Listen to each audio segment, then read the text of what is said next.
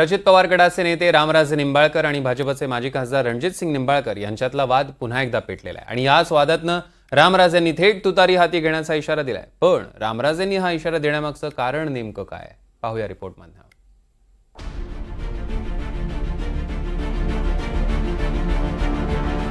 लोकसभा निकालानंतर अजित पवार गटात आउटगोईंग सुरू झाली आहे.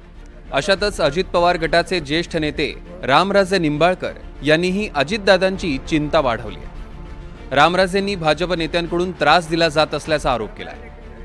फडणवीस आणि अजितदादांची चर्चा करूनही हा त्रास कमी झाला नाही तर तुतारी हाती घेण्याचा इशारा रामराजेंनी दिला.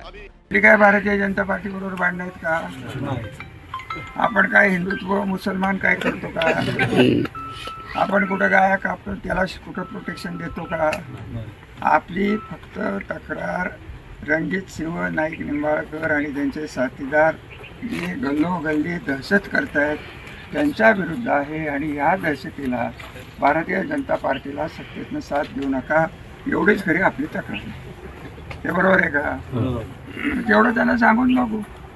तुम्ही तयारीने या, महिला येऊन द्या, आपण एक तास वेगळा कार्यक्रम घेऊ आणि विषय संपून टाकू. आणि नाहीतरी उद्या जर फरक नाही झाला आपल्याला तो तरी वाजवायला किती वेळ लागतो?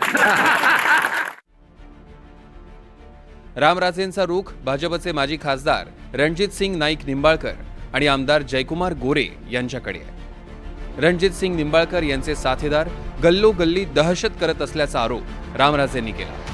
मात्र या आरोपांना लोकसभा निवडणुकीची ही पार्श्वभूमी आहे.